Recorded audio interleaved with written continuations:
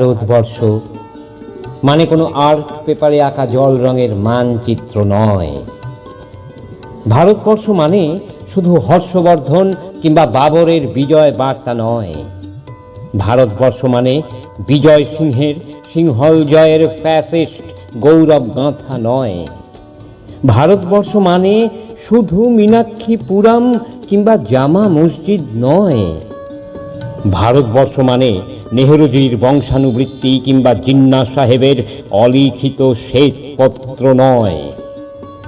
ভারতবর্ষ মানে এক ভালোবাসা, আমার তোমার, শব্দের, সঙ্গীতের, জীবনের, আকাশের, মাটির।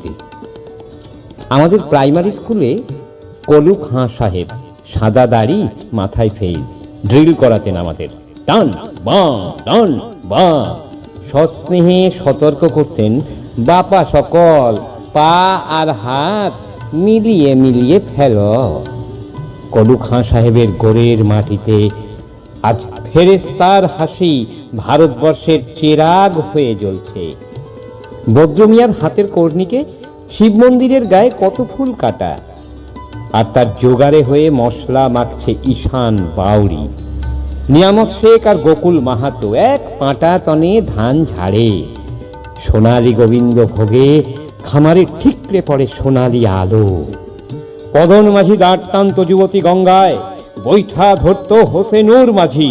সামলে চলো মাঝি, ছামুতে কাঁসা কাকির গান, সোরাবালির স্বর আর ঘূর্ণি জলার ঘা। আমার ভারতবর্ষে কোনো ধর্মগুরু কিংবা ইমামের নির্দেশিকা নেই।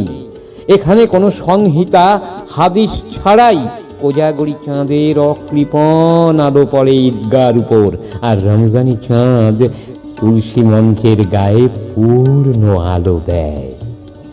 আমার ভারতবর্ষ মানে রবি ঠাকুরের মধ্যে নজরুল, রবি শঙ্কর আর আলী আকবরের যুগলবন্দি, গণেশ পাইন আর মকবুল ফিদার রঙিন ছবি।